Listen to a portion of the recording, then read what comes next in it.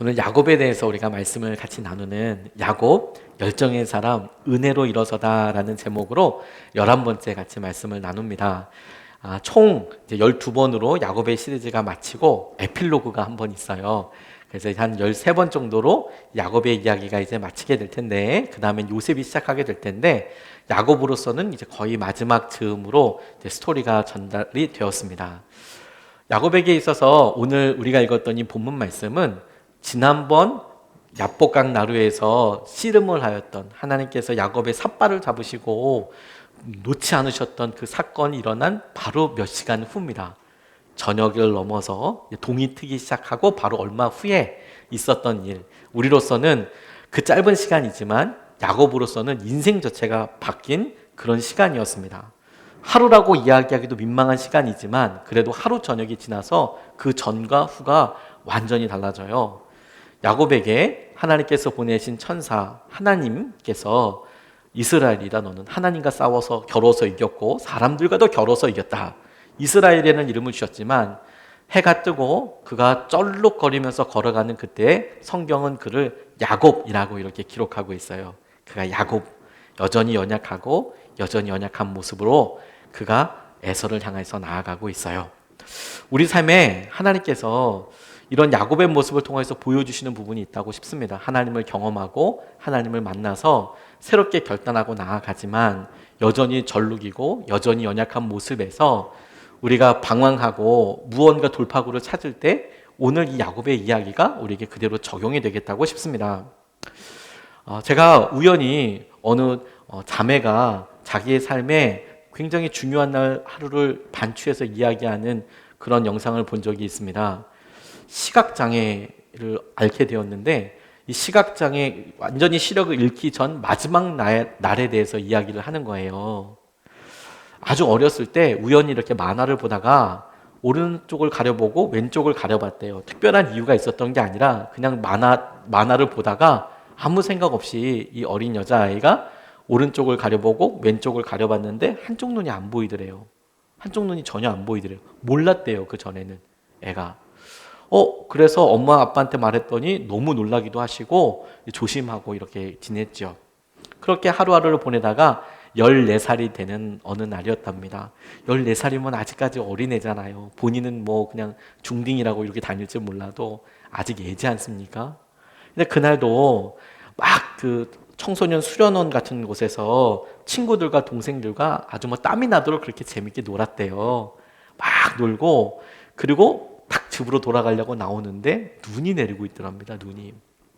또 눈이 내리니까 또 얼마나 좋아요.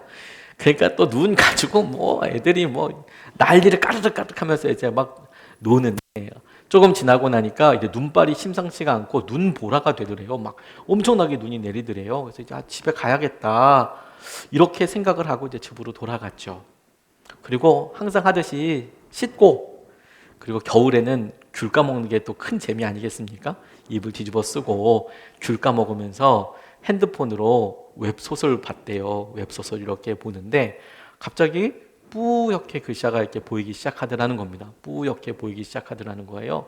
조금 더 보는데 조금 더 뿌옇게 진행이 되니까 그냥 잤대요. 그걸 부모님한테 얘기하지 않고 이 14살짜리 소녀애가 그냥 잤대요. 자고 일어나면 괜찮아지겠지? 그래 그냥 자버렸답니다. 근데 다음날 아침에 눈을 떠서 보니까 정말 아무것도 안 보이더래요. 그 전날 저녁에 보았던 눈보라처럼, 눈을 뜰 수 없을 것 같은 그런 눈보라처럼 자기 삶에 아무것도 보이지 않고 뭐 너무 당황스럽더랍니다. 하루 사이에 시력이 완전히 없어졌대요. 그런데 제일 커다란 첫 번째 드는 생각이 뭐였냐면 부모님에게 어떻게 말해야지, 이거 엄마한테 어떻게 말하지, 이거 아빠한테 어떻게 말해야지, 이게 제일 커다란 걱정이 되더래요. 덜컥. 이거 지금 상황을 어떻게 말해야 할까? 그래서 애가 지금 그런 상황인데 말도 못하고 있다가 막 고민하다가 엄마한테 가서 눈이 안 보인다고 그렇게 이야기했는데 그때서야 눈물이 팍 나오더래요. 엄마 나 눈이 안 보여.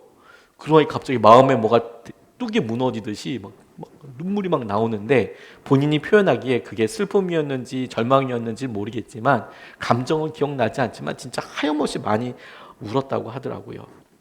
그리고 나서 이제 재활치료 혹은 생활교육을 하게 됐습니다. 이제 시력을 갑자기 잃게 되면 이제 점자도 배워야 하고, 그리고 이제 지팡이 가지고 걷는 방법도 배워야 하고, 우리가 눈을 뜨고 있을 때는 당연하게 생각했던 것들이 눈을 감고 하다 보면 처음서부터 배워야 할 것들이 많거든요. 그런 생활교육과 재활훈련을 하게 된 거예요. 그러면서 이제 벌써 겨울이 훅 지나고 시간이 많이 지나게 됐습니다. 그러다가 그 마지막 날 같이 놀았던 친구를 처음으로 만나는 날이 된 거예요. 마지막 날 재밌게 놀았던 친구들을 처음으로 만났어요. 근데 아무 말도 못하고 그냥 걸었답니다. 아무 말도. 마치 보이는 것처럼 이렇게 걸었대요. 자기가 아무 말도 못하더래요. 근데 친구들도 자기한테 아무 말도 못하더래요. 애들이 다 컸나 봐요. 이렇게 지나가는데 한참 이렇게 가다가 자기가 먼저 나 안 보인다 이렇게 이야기를 했대요. 친구들한테. 나 안 보여. 나 앞이 안 보여. 근데 이렇게 어색한 그 걸음 가운데 내가 안 보인다 이렇게 이야기했더니 친구들이 정말 한결같이 자기에게 괜찮아. 그래도 너는 너잖아. 괜찮아. 너는 너잖아. 그렇게 이야기해 주더래요. 자신은 자기가 시력이 멀고 나니까 자신을 피할 거라고 생각했대요. 나를 피할 거라고, 나를 귀찮아할 거라고, 나를 좋아하지 않을 거라고 생각을 해서 보이는 척 하기도 하고 그랬는데, 가만히 친구들 이야기를 듣다 보니까 그래, 다를 게 없지. 내가 괜히 걱정했구나. 그런 의미에서 자기 삶에 전혀 새로운 눈과 감각이 열린 셈이 된 것이죠. 야곱에게 있어서도 오늘 이 걸음과 이 아침이 바로 그런 날이 아닐까 싶습니다. 건강하게 두 발로 걸어다니던 그가 이제는 절면서 걸어다녀야 하고, 그리고 모든 것이 자신만만했던 것에서 이제는 한번 푹 꺾여서 이제 모든 것을 새로 시작해야 되는 입장이 되고, 이제 그렇게 피하고 싶고 고민하면서 피하려고 했던 에서 앞으로 이제 가야 하는데, 역사적인 날 아니겠습니까? 역사적인 날. 그런데 이때에 이 야곱의 모습과 하나님께서 하신 일을 통하여 우리에게 똑같이 힘들고 어려울 때, 새로운 시작을 하려고 할 때 우리에게 주님께서 이런 모습을 보여주신다고 싶어요. 첫 번째가 뭐냐면, 야곱의 모습을 가만히 보니 야곱이 있어야 할 자리가 있더라는 거예요. 우리가 있어야 할 자리, 우리의 자리가 있어요. 그 자리는 어디냐면 에서의 앞입니다. 에서의 앞. 우리가 있어야 할 자리는 우리를 힘들게 하고 에서처럼 우리에게 고민거리가 되고 도망가고 싶고 언제든 피하고 싶고 언제든지 외면하고 싶은 그 에서의 앞이 우리의 자리예요. 우리가 있어야 할 자리인 겁니다. 오늘 1절서부터 3절까지 말씀을 보면, 야곱이 고개를 들어보니 에서가 장정 400명을 거느리고 오고 있었다. 야곱은 아이들을 레아와 라헬과 두 여종에게 나누어서 맡기고 두 여종과 그들에게서 난 아이들을 앞에 세우고 레아와 그에게서 난 아이들을 그 뒤에 세우고 라헬과 요셉은 맨 뒤에 세워서 따라오게 하였다. 야곱은 맨 앞으로 나가서 형에게로 가까이 가면서 7번이나 땅에 엎드려 절을 하였다. 이렇게 이야기합니다. 어제만 해도 야곱은 자기의 소유를 먼저 앞으로 다 보냈고, 그리고 처자식을, 자녀들과 아내들을 먼저 보냈습니다. 야복강 건너편에 자기 혼자 남아 있었어요. 이게 야곱의 민낯입니다. 야곱의 민낯의 내용은 뭐냐면, 어렵고 문제가 생기면 나 혼자 도망갈 거야. 나 혼자 살아야지. 나라도 살아야지. 아마 이런 느낌이었을 겁니다. 제일 뒷자리, 도망갈 수 있는 자리, 관전할 수 있는 자리, 무슨 일이든 끔찍한 일이 있으면 내가 책임지지 않고 나 혼자서 도망가고 나 혼자서 다시 시작할 수 있는 자리, 그곳이 야곱이 지금 있는 곳이었어요. 그런데 여러분, 이게 야곱의 하지만 야곱은 이 가정의 가장입니다. 아빠이고 남편입니다. 뿐만 아니라 기업으로 얘기하고 직장으로 얘기하면 이곳의 책임자이고 사장입니다. 지금 먼저 보냈던 가축들의 모든 소유권은 자기에게 있거든요. 자기가 책임져야 될 사람이에요. 버려도 자기가 버려야 되는 거고, 그것을 지키려고 해도 자기가 지켜야 하는 것이지요. 그것의 임자는 자기니까요. 그런데 그런 모든 모습을 그냥 그대로 뒤에 냅두고 내가 이것을 어떻게 생기는지 보자 관망하던 자리에서 그가 마침내 제일 앞으로 나가기 시작하는 거예요. 가장 앞으로 나와서 오히려 형 앞에 가까이 가면서 7번이나 절을 하게 됩니다.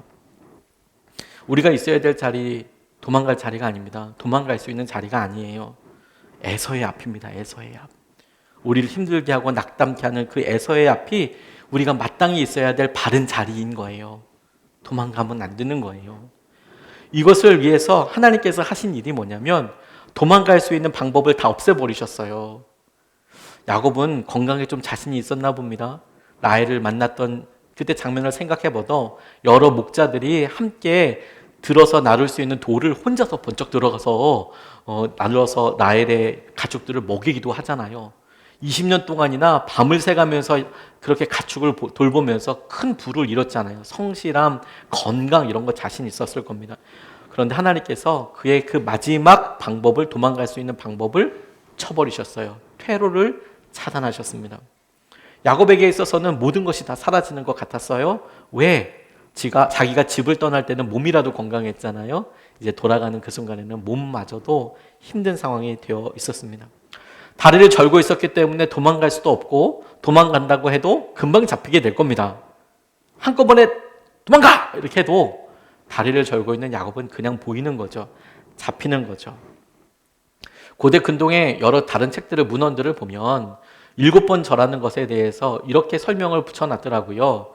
보통 군주들, 그러니까 한 가정의 가장 말고 그보다 조금 더 군주나 한 세력의 대표, 이끄는 어떤 리더십에게 내가 완전히 순복한다, 내가 그의 권위를 인정한다, 이제 이런 느낌으로 7번 절을 했다고 합니다.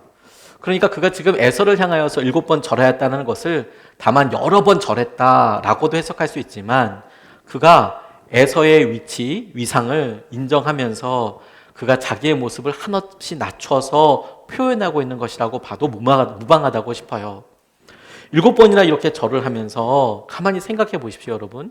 원래 에서와 야곱은 당시의 관점에서 봤을 때는 원래 그런 모습이었어요. 에서는 장남이었거든요. 그 가정의 모든 것을 이어받을 사람이었습니다. 그런데 야곱은 이 에서를 인정하지 않았어요. 장자라고? 내가 장자의 축복권도 가지려고 팥죽 한 그릇에 뺏어 받았고요. 그리고 장자의 권리마저도, 축복마저도 아버지를 속여가며 그것을 자기가 받았어요. 내게 없는 것이라고 그거 당연하다고 생각하지 않고 그거 이기겠다고, 내가 갖겠다고, 내가 장자처럼 그렇게 살겠다고 그렇게 아둥바둥하면서 살았던 야곱이 이제는 자기 스스로 가장 낮아지고 가장 바닥으로 엎드려서 에서가 날 위에 있고 내가 에서에게 모든 리더십을 다 낮추고 그렇게 내가 살겠습니다. 그렇게 이야기하는 거죠. 이기겠다고 하니까 죽을 것 같았는데요. 자신이 원래 모습으로 죽겠거니 나아가니까 그러니까 살 길이 열려요. 내가 이겨야 돼, 어떻든지. 그러고 나니까 다 죽을 것 같은 가능성만 있었는데 그게 아니라 내가 내 모습을 낮추고 내가 원래 야곱의 모습으로 돌아가 내가 마땅히 해야 될 일을 하고 나니까 그때서야 살 길이 열리기 시작하는 겁니다. 몇 년 전에 클론이라는 남성 2인조 듀엣이 있었는데 그 중에 강원래 씨라는 분이 불의의 교통사고를 당하셨어요. 오토바이를 타고 이렇게 즐겨 다니셨는데, 바이크를 이렇게 많이 타셨는데 불법으로 유턴하는 차랑 이제 교통사고가 난 겁니다. 불법으로 차량이 유턴을 하는데 이 오토바이로 타고 가던 이 강원래 씨가 이제 교통사고가 크게 난 거예요. 오토바이가 아무리 좋아도 이건 자동차는 쇳덩어리 아니겠습니까? 그거 부딪히면 참 이게 어렵습니다. 그렇죠? 그래서 크게 다치셨어요.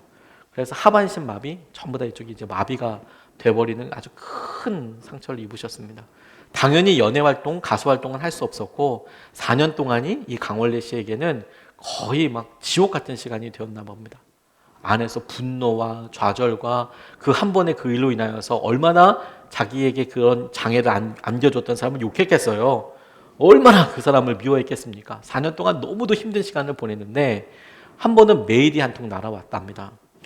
보호관찰소에 있는 폭주족 청소년들이 있는데 와서 강연을 해달란다는 거예요. 폭주족 있잖아요. 왜 이렇게 따라라라라라 이거 누르면서 막 이렇게 타고 다니는 애들이 잡혀가지고 보호 관찰소에 이렇게 들어왔는데 걔들한테 와서 강연 좀 해달라. 근데 이분이 자기가 이제 이렇게 표현했다고 하더라고요. 이건 본인이 본인 자신에 대해서 한 말입니다. 병신 됐는데 무슨 강연이야. 자기가 자기에 대해서 나 이제 병신 됐는데 무슨 강연이야. 막 화를 냈대요. 지금 장난하는 거냐고 지금. 막 거절하는 것만 끝나 아니라 화가 이렇게 나더래요. 지금 장난치는 거냐고. 근데 친구들이 아니야 원래야 너 정말 잘할 것 같아.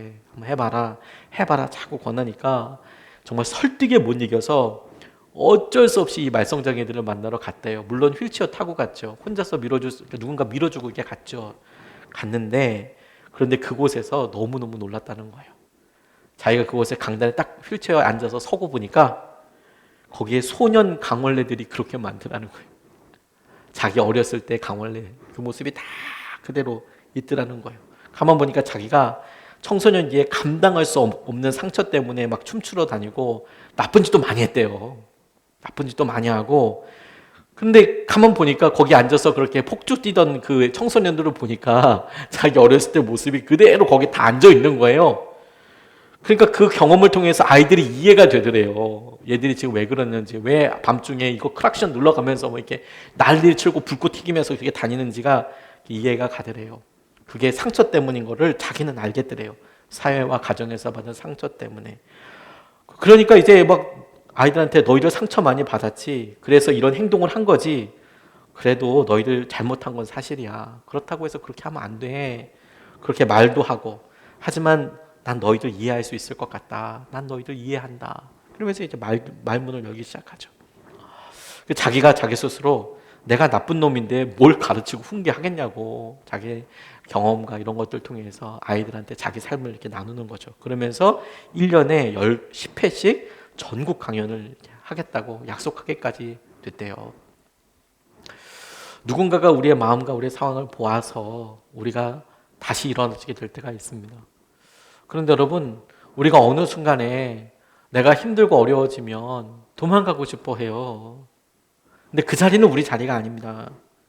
에서와 경쟁하듯이 살았고 에서에게 있는 장자의 그런 권리마저 탈취할 정도의 야곱이었지만 사실 야곱은 이름 그대로 속이는 사람이잖아요. 그런데 형의 그냥 불쌍한 동생일 뿐이라는 고백을 그가 절을 하면서 고백한 거예요. 그냥 내가 그런 사람이라고. 그런데 중요한 것은 그게 야곱의 바른 자리라는 거예요. 도망가고 외면하고 속이는 게 아니라 내 연약한 모습 그대로 내가 하나님을 만났기에 이 모습 그대로 내가 에서 바로 앞까지 만나면 죽을 것 같은 그 자리 앞까지 나가는 것. 그 자리가 하나님께서 야곱을 만나기 원하시는 자리이고 야곱에게 일하시는 자리이기도 합니다. 그게 오늘 본문 말씀에 나왔어요. 저는 그 본문 말씀에서 붙잡으면서 이런 축복이 저와 여러분들의 있기를 간절히 기도하게 되었습니다. 단어 하나를 주목하게 됐어요. 그 단어가 어렵지도 않습니다. 딱 하나, 그러자라는 단어예요. 그러자, 그렇게 하자, 그곳에 서자, 그곳까지 가게 되자, 이런 의미이겠죠. 그러자, 야곱에게 하나님께서 준비하시고 하나님께서 하셨던 일들, 하신 일들이 야곱은 전혀 예측하지 못했던 일들이 일어나기 시작했습니다. 4절 말씀을 보면 이렇게 나와 있어요. 그러자 에서가 달려와서 그를 끌어안았다. 에서는 두 팔을 벌려 야곱의 목을 끌어안고서 입을 맞추고 둘은 함께 울었다. 이렇게 이야기합니다. 그러자 에서가 달려와서 그를 끌어안았다. 야곱이 자기의 가족들과 그리고 그 가족들을 이렇게 세워놓은 걸 보면 야곱이 여전히 이 만남에 대해서 굉장히 두려워했다는 점을 짐작할 수 있어요. 제일 뒤에 누가 있었냐면 라헬과 요셉이 있었습니다. 그리고 그 앞에는 레아와 자녀들이 있었습니다. 그리고 여종에게서 낳은 자녀들이 그 앞에 있었습니다. 그렇게 쭉 있으면서 야곱이 맨 앞으로 나아가게 된 거죠. 맨 앞에 나가면서 차례차례 만나게 될 때 야곱은 에서를 만날 때까지 이게 잘 될까? 좋게 될 거야 라고 생각하지 못했던 것 같아요. 만약에 그렇게 생각했다면 조금 이 대화를 바꾸거나 혹은 아마 다른 말들을 했을 것 같습니다. 그가 정말 죽을 것 같은 마음으로 에서의 앞으로 서게 됐을 때 그러자 하나님께서 이미 에서를 통해서 이루신 일, 준비하신 일, 야곱은 예측하지도 못했고 상상도 하지 못했던 일이 일어나게 됐습니다. 마치 우리가 시험을 봤는데 야, 통과만 하면 되겠다. 진짜 통과만 하면 행복할 거야. 이렇게 생각을 했는데 1등 해버린 그런 케이스. 내가 기대한 것은 그냥 요 만남이 잘만 넘어가서 내가 죽지만 않았으면 좋겠다 수준인데 세상에 그 형이 와서 야곱을 끌어안고 같이 울면서 화해의 장면이 그냥 그대로 이루어지게 되잖아요. 야곱이 여기까지 기도라도 했겠습니까? 상상이라도 했겠습니까? 형이 나를 얼마나 미워했는데, 형이 나를 죽인다고 그랬는데, 그 20년 동안에 내가 얼마나 고생했는데, 형은 또 어떻게 했을까 싶으면서 아마 이런 생각 하지도 못했을 거예요. 그런데 그가 그 앞에 서자, 에서 앞에 서자, 그러자 하나님께서 놀라운 주의 은혜를 이끄셨어요. 여러분, 다시 한번 여러분 말씀드립니다. 야곱과 같은 저희들은 우리가 있어야 될 자리는 문제를 회피하고 도망갈 수 있는 맨 뒷자리가 아니라 에서 앞이에요. 에서 앞. 우리를 힘들게 하고 고민하게 하고 마치 우리를 죽일 것 같은 그 일 앞에 설 때에야 그러자 하나님께서 하시는 일들이 드러나게 되는 거예요. 1915년에 리즈 하월즈 영국에 있었던 중보기도 사역자입니다. 그가 전쟁 사이에 또 여러 자기에게 기도를 부탁해 오는 일들의 사회적인 중요한 이슈에 사람들과 함께 기도하기 시작하면서 그의 기도를 하나님께서 놀랍게 써주시는 일들이 참 많이 일어났습니다. 그러던 중에 이 리즈 하월즈가 선교를 가겠다라고 결정을 했어요. 내가 주님의 뜻대로 선교를 가겠다. 리즈 하월즈가 당시에 살았던 곳은 외곽 지역이기 때문에 선교를 가려면 런던까지 가야 했고 런던에서 준비를 해서 선교지로 이동을 해야 하는데 자기가 있는 곳에서 런던까지 가려면 기차를 타고 갈아타서 가야 하는 상황이었답니다. 레인리라는 역까지 가서 거기서 다시 버스를 갈아타고 런던까지 가야 되는 상황인데 문제는 돈이 없었어요. 그렇다고 선교를 나가는데 뭐 돈을 후원해달라 이렇지도 않았고 그냥 기도만 했었어요. 자기가 중보하면서 하나님께서 내 재정을 채워주실 거야 이런 믿음으로 살고 있었거든요. 채워줄 거라고 믿었어요. 그런데 여러분 막상 딱 그날이 됐는데 지금이야 요즘 세상에 21세기에 해외여행 해외 나간다고 해서 가족들이 우르르 가서 공항까지 따라가서 잘 가라 잘 이렇게 하지 않잖아요. 잘 가야 리무진 타는 데까지 가서 그냥 빨리 가라 비행기 놓치겠다 이런 정도죠. 근데 1990년도만 해도요 해외 나가는 분들이 있으면 온 교구 성도님들이 목사님까지 다 나가서 공항에서 통성기도 하고 보냈어요. 하나님께서 축복해 주시는 길이 되기를 원한다고 선교팀 그래가지고 보냈거든요. 100년 전은 말할 수 없죠. 당신 배 타고 다닐 때니까. 그래서 리즈 하월즈를 알고 있는 사람들이 그 기차 대합실에 다 나왔습니다. 2시간 정도 이렇게 기다리면서 얘기하는데 이제 언제 가나 기차 언제 오나 이렇게 얘기하는데 리즈 하월즈는 마음이 너무 어려웠대요. 왜냐면 진짜 돈이 없었기 때문에 중간 기착역인 레인리까지만 갈 수 있고 그 다음에는 대책이 없는 거예요. 뭐 레인리 아는 사람 있는 것도 아니고. 자, 이게 기도하면서 하나님 어떻게 해야 됩니까? 이 다음은 어떻게 해야 합니까? 근데 주님이 기도하는데 마음속에 이렇게 말씀하시는 것 같아요. 리즈 하월즈 너한테 돈이 있다면 너 어떻게 하겠냐? 당연히 기차 표를 사려고 줄을 서겠죠. 그럼 줄 서라 이렇게 이야기를 하더래요.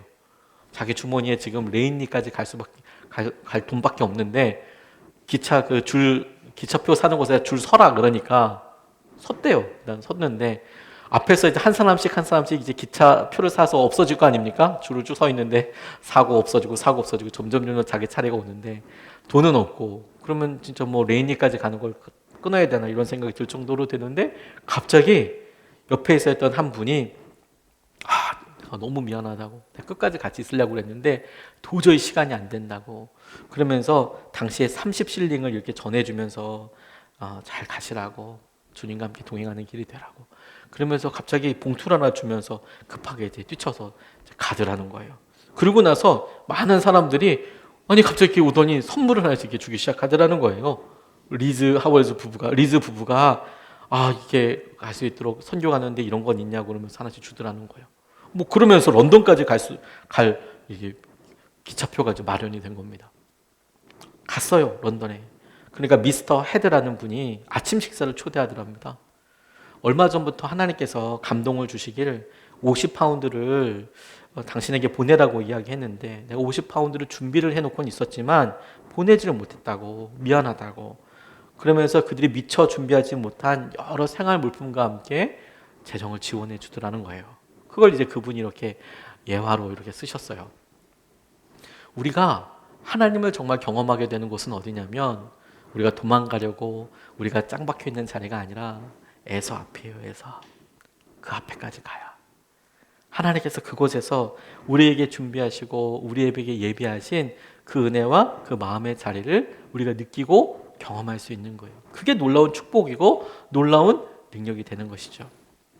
제가 제자 훈련하다가 귀한 간증을 이렇게 듣게 돼서 제가 본인한테 나눠도 좋겠냐고 이렇게 물어봐서 지금 이런 일이, 비슷한 일이 요즘에도 있습니다. 업체 사장님이랑 이렇게 만나다 보니까 그 사장님이 참 좋은 분이고 그 업체도 참 좋은 기업이어서 그래서 좀 잘 되면 좋겠다 이렇게 생각을 하는데 이분이 하고 있는 일이 그 업체에 있어서 중요한 인증을 이제 심사해주고 그걸 통과시켜주는 일을 하다 보니까 좋다는 것은 알겠는데 문제는 뭐냐면 이 코로나 때문에 회사 상황이 점차 안 좋아지는 거죠.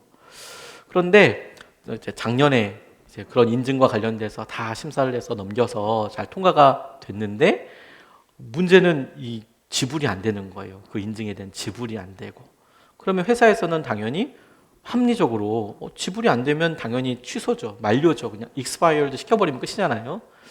그런데 회사가 딱 하고 그러니까 정말 그냥 마음에서 나오는 그런 마음으로 좀 연장해 보자고, 좀 연장시켜보면 어떻겠냐고. 근데 평소라면 지사장님이 뭐 얄짤 없을 텐데 이상하게도 그냥 그럼 그렇게 한번 해보자고 이런 식으로 연기가 있게 됐나 봅니다. 그런데 전화를 통화하고 해보니까 회사가 너무 어려운 상황이더래요. 대구에 있는 회사였는데 대구가 작년에 코로나 터지면서 꽤 몇 달 동안 진짜 엄청나지 않았습니까? 아예 다 거의 폐쇄되다시피 하다 보니까 그러니까 회사가 좋은 기업이었음에도 불구하고 매출이 작년에 0이더래요. 0. 매출이 0. 안타깝죠. 그건 뭐 어떻게 인력으로 될 수 있는 게 아니고요. 그러니 1년 사이에 직원들을 절반이나 이제 감원을 해야 되는, 안타깝지만 감원을 해야 되는 그런 상황이고 감원을 하신 거예요. 그래도 회사 상황은 녹록치가 않고요. 그래도 이제 심사를 다시 하고 이제 완전히 이제 만료를 하든지 뭐 이런 상황이 되기 위해서 준비를 하는데 하나님께서 이상하게 기도할 마음을 주시더래요. 그분과 뭐 친하고 그분이 뭐 많이 뭐 이런 게 아니고 그분이 평소 때 좋은 분이라는 건 알고 있고 그 회사도 참 좋은데 그냥 기도해야겠다. 그 사장님 주님께서 지켜주시고 그 회사도 지켜주시고 하나님께서 하시는 것들도 보게 해달라고 그냥 자연스럽게 기도하게 되죠. 간절하게 기도하는 마음이. 목요일날 여러 서류들을 준비하고 그런 생각이 들어서 기도하고 KTX 타고 내려가면서도 기도하고 그렇게 갔는데 상황은 뭐 똑같죠. 뭐 좋지 않고 어렵고. 근데 사장님도 되게 젠틀하신 분이셨는지 그냥 뭐 만료를 시키면 만료해야죠. 뭐 어떡하겠어요. 하지만 큰 거래건이 이제 있는데 그것만 하면 갚을 수 있다고. 하지만 이 거래라는 게 항상 그렇듯이 거래를 해야 거래인 거지 거래가 될 수 있을 거라는 가능성은 항상 늘 있지 않습니까? 그건 앞으로 발생할 수 있는 거니까 뭐 희망은 있지만 사실 그건 어떤 힘이 되진 않아요. 특별히 계약 관계에서는 마찬가지죠. 부도라는 게 100억이 없어도 부도지만 100만 원이 없어도 부도고 심지어 10만 원이 없어도 부도인 거잖아요. 어쩔 수 없지 않습니까?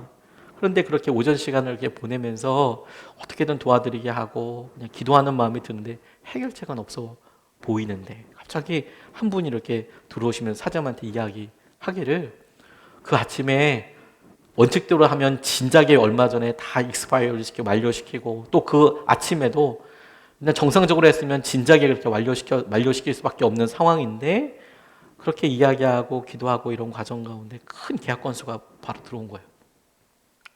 그리고 한 방에 그냥 해결된 거예요. 그 대기업이랑 그 기업이 계약을 맺게 되는데 앞서서 인증이 없었다면 그러면 계약을 아직 맺지도 못하는 것이죠. 근데 끝까지 가보게 되니까 해결이 되더라는 거예요. KTX 타고 다시 돌아오는데 사무실에서 전화가 오더래요. 너 뭔 짓을 한 거냐? 거기서 무슨 일이 있었던 거냐고 물어보는데 주님이 하셨습니다. 이렇게 이야기하고 싶었지만 안 믿는 직장 상사한테 주님이 하셨다고 이야기하면 민망하잖아요. 뭐 그런 여러 일들이 있었다고 뭐 이렇게 그렇게 고백을 하시더라고요. 순종하는 사람은, 기도하는 사람은 끝까지 가보기 전에는 모르는 거예요.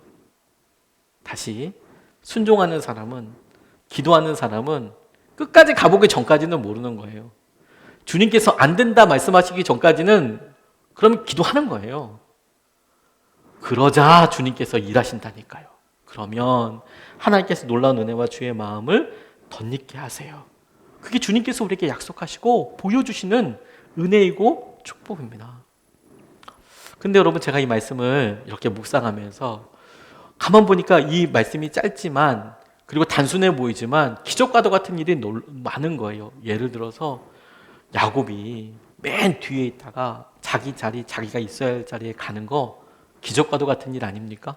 도망가고 싶고 포기하고 싶고, 그런데 용기를 내서 내가 가장이지, 그래 내가 힘을 써야지, 내가 도망가면 안 되지, 내가 이 일을 해야지, 그리고 자기 자리에 쩔뚝이면서까지 나왔어요. 더 상황은 안 좋았는데 나왔어요. 기적 같은 일이죠. 여러분에게 그런 회복이 있기를 주님의 이름으로 축복합니다. 그리고 두 번째, 에서가 그 야곱을 덥석 붙잡고 같이 엉엉 우는 장면은 더 기가 막힌 기적 아닙니까? 놀라운 은혜 아닙니까? 열정의 사람 야곱에게 하나님의 신 놀라운 은혜 아닙니까? 어떻게 그런 회복이 있어요? 어떻게 그런 아름다운 일이 있어요? 놀랍게 하나님께서 일하시죠. 기적과도 같은 일이죠. 근데 제가 주목하게 된 가장 놀라운 기적은 앞서의 그런 이건 정말 주님이 하셨어 라고밖에 할 수 없는 일이었음에도 불구하고 그것보다 훨씬 놀라운 기적과도 같은 변화 한 가지가 있더라고요. 저는 그것이 야곱의 시선이 바뀐 거라는 생각이 들어요. 야곱의 시선과 야곱의 가치관이 바뀌어요. 그게 은혜이고 그게 기적이에요. 오늘 10절 말씀에 이렇게 나와 있습니다. 야곱이 말하였다. 아닙니다, 형님. 형님께서 저를 좋게 보시면 제가 드리는 이 선물을 받아주십시오. 형님께서 저를 이렇게 너그럽게 맞아주시니 형님의 얼굴을 뵙는 것이 하나님의 얼굴을 뵙는 것 같습니다. 형님의 얼굴을 뵙는 것이 하나님의 얼굴을 뵙는 듯 합니다. 이렇게 이야기합니다. 에서를 마주한 야곱의 고백을 붙잡았어요. 자신을 죽일 것이라고 생각했던 에서와 만났더니 에서의 얼굴이 하나님의 얼굴같이 뵙는 거예요. 다시 자기를 분명히 죽일 거야 라고 생각했던 에서를 만났는데 그 에서의 얼굴이 하나님의 얼굴로 보이더라는 거예요. 그게 기적이에요, 여러분. 우리에게 늘 에서와 같은 사람과 에서와 같은 상황은 있거든요. 우리에게 늘 피하고 싶고 고민하면서 이 상황을 내가 이렇게 모면하면 좋겠다. 에서와 같은 사람과 에서와 같은 상황은 우리에게 늘 있어요. 그런데 뭐가 기적이냐면 그 에서와 같은 상황과 에서와 같은 사람이 마주했더니 하나님의 얼굴처럼 보이는 거예요. 하나님처럼. 실제로 이 형님의 얼굴을 표현하는 얼굴이라는 히브리 단어는 파님이라는 단어를 씁니다. 외형, 겉모습 뭐 이런 뜻으로도 해석이 되는데 성경에서는 대부분 그 용례가 얼굴을 표현할 때 파님이라는 단어를 씁니다. 그래서 그런데 이 파님이라는 단어가 바로 이 창세기 얼마 전에도 쓰였어요.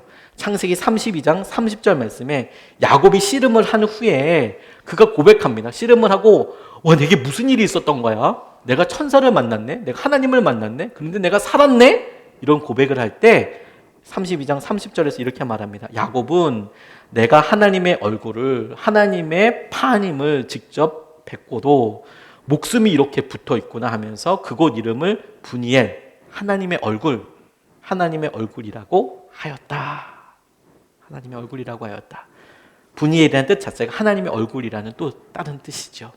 그러니 파님이라는 이 표현 그대로 하나님의 얼굴을 파님이라는 단어를 사용하는데 에서의 얼굴, 에서의 파님 역시 파님이고 그 에서의 얼굴이 하나님의 얼굴처럼 보였다도 역시 하나님의 파님이 되는 거예요.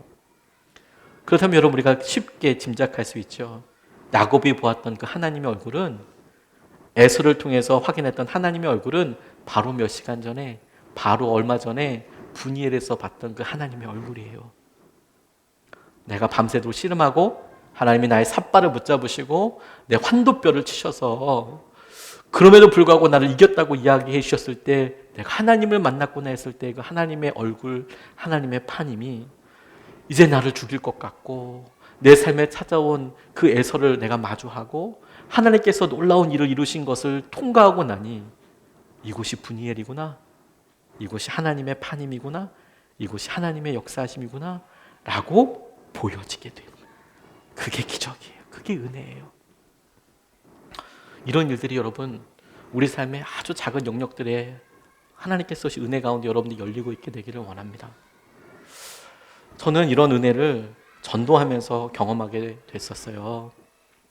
큰 사건과 큰 일은 아니지만 혹시 여러분들 공감을 해주실 수 있을지 모르겠지만 어느 날 갑자기 마음이 너무 우울하고 작아 보이지만 작은 일처럼 보이지만 그런 일들 때문에 내가 참 너무 작아 보이고 내가 왜 일을 이렇게 하나 있게 싶을 때가 제게는 있었어요. 혹시 여러분들 이런 게 공감 가능하시겠어요?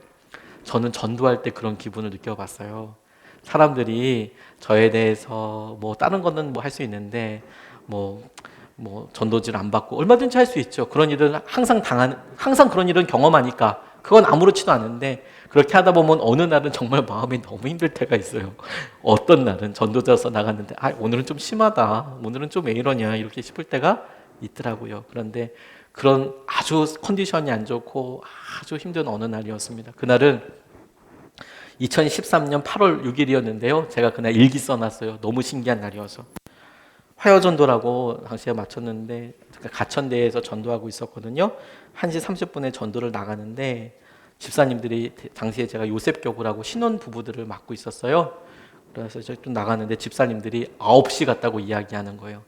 1시 반인데 낮 1시 반인데 저녁 9시 갔대요. 무슨 말이냐면 먹구름이 꽉 껴서 진짜 칠흑같이 어두웠어요. 그래서 그날 그게 너무 신기해서 온라인 그 신문에 그 항공사진 있잖아요. 그리고 그 강남과 이 분당 지역을 찍었던 사진이 신문에 인터넷판에 실렸었어요.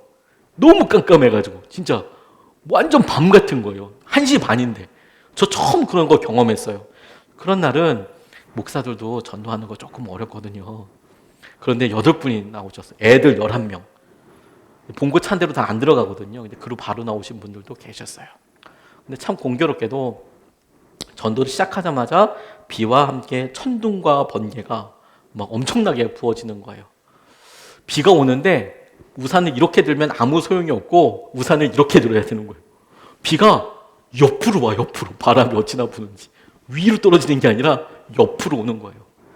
그래서 가천대에 가면 여러 이제 전도하는 장소가 있거든요. 저는 1번 출구 앞에서 주로 전도를 하고 가서 집사님들이 흩어져서 역 안에, 가천대 역 안에 들어가기도 하고 가천대 좀 들어가기도 하고 흩어져서 전도를 하는데 그날 이제 1번 출구에서 저 혼자서 이렇게 전도를 하는데 정말 사람이 아무도 없어요. 그리고 비가 어찌나 오는지 어떻게 우산으로 막아보려고 하지만 참 남자들은 머리가 짧기 때문에 비를 조금만 많이 맞으면 이 머리 안에서 물이 흐르는 게 느껴져요. 자매님들은 그런 거 잘 모르실 거예요. 이게 물이 막 흐를 때 기분이 되게 그래요. 그래서 내가 나이가 이게 어리지도 않은데 지금 내가 이게 뭔가 옷 다 젖고 전도지를 이렇게 들고 있는데 그 전도지도 다 비에 젖어가지고 그날 또 저희가 하필이면 티슈 가지고 갔거든요. 얘네들이 물티슈 됐어요. 이걸 주기도 민망하고 그런데 이게 있는데 사람도 없어요. 그러니까 한 30분, 40분 이렇게 전도하는데 대체 난 뭐, 여긴 누구? 여긴 뭐, 나는 누구? 여긴 어디? 막 이런 생각이 막 들면서 마음이 너무 추적추적하고 너무 어렵더라고요. 부끄럽지만 참 이게 뭔가 싶기도 하고 마음이 이렇게 쭉 가라앉아서 이제 끝날 때 이제 전도가 끝날 때 항상 모여서 같이 기도하고 찬양하고 기도하고 항상 마쳤거든요. 그래서 이제 모이는 장소 가는데 평소 때 모이는 장소에서 모일 수가 없었어요. 비가 하도 와가지고. 그래서 처마 밑으로 이제 전도팀이 이제 우르르 가는데 막 번개가 빵빵 치는데 애들이요 너무 좋아해. 와 그러면서 한 11명이 막 뛰어다니니까 통제도 안 되고 목소리도 안 들리고 애들 비명소리인지 이게 천둥소리인지 모를 정도로 막 아무튼 난리가 났어요 밑에. 그래도 이제 안전한 곳으로 애들이 이렇게 몰아놓고 우리끼리 이렇게 이제 마무리하는데 그 모습 때문에 제가 더 처량하더라고요. 내 지금 이게 뭔가 지금 비 맞으면서 참 이거 어떻게 되나 이런 생각이 드는데 찬양을 했습니다. 내가 할 수 있는 것은 오직 감사와 기도, 두 손을 들고 주께 찬양하네요. 왕이신 나의 하나님, 왕이신 나의 하나님, 내가 주를 높이고 영원히 주의 이름을 송축하리이다. 처음 밑에서 이제 다 물 맞은 생쥐꼴로 우리 집사님들도 다 머리 날이 나고 옷도 다 완전히 뭐 거의 막 이렇게 되고, 그런데 제가 눈물이 막 너무 많이 나는 거예요. 갑자기 눈물이 마음 깊은 곳에서 어찌할 수 없는 눈물이 막 나기 시작하는 거예요. 참으려도 어떻게 견딜 수 없는 막 눈물이 나오는 거예요. 왜 그랬냐면요, 찬양을 반복하면 부를수록 그곳에 하나님이 계시는 거예요. 그 비 맞아서 막 우리 전도팀 막 그렇게 난리 나고 애들 뛰어다니고 소리는 아무것도 안 들리고, 근데 왕이신 나의 하나님, 주님을 높여드립니다, 이렇게 찬양을 하는데 그곳에 정말 주님이 압도적으로 임재하고 계시는 거예요. 너무 놀랐어요. 주님이 여기 계시는구나. 주님이 여기 계시는구나. 너무 큰 위로가 됐어요. 너무 큰 위로가. 성지순례를 다녀보면 어느 곳이든지 고통이 있고 어려움이 있는 곳이 성지가 됐더라고요. 피 흘림이 있었던 곳, 사람들의 눈물이 있었던 곳, 비명소리가 있었던 곳이 성지가 되어 있더라고요. 그곳에 가서 성지라고 우리가 가서 그곳에서 함께 기도하게 되더라고요. 예수님이 매 맞으시면서 쓰러졌던 곳, 예수님께서 구레네 시몬에게 십자가를 넘겨주셨던 것, 그런 것들이 다 성지가 되어서 그곳에 다 교회들이 서 있어요. 그곳에서 하나님께서 강력하게 일하시고 붙잡아 주신 것이죠. 여러분, 그렇게 보면 우리가 오늘도 이번 주도 너무 힘든 우리 가정의 자리가 하나님이 보시기에는 성지인 거예요. 성지. 하나님께서 우리 직장에서 내가 모멸감도 너무 심하고 내가 어떻게 될지 모르겠고, 그곳이 성지인 거예요. 성지.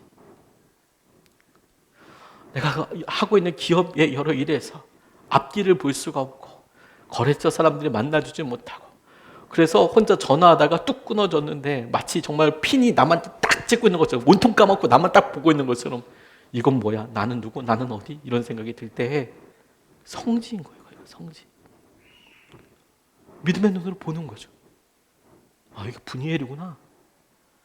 내가 에서 앞에 왔는데, 그러자 주님께서 그곳에서 우리의 눈을 여셔서 내게 주어진 여러 일들이 믿음의 눈으로 하나님의 얼굴로 보이고 분이엘로 보이고, 그래서 주님의 놀라운 은혜를 우리가 함께 만끽하게 되는 거예요.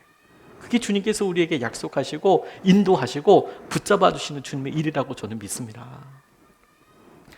이 말씀을 준비하는데 제게 노래 하나가 계속 불러져서 사실 몇 달 전부터 혼자서 찬양하고 묵상하고 그러면서 준비했어요.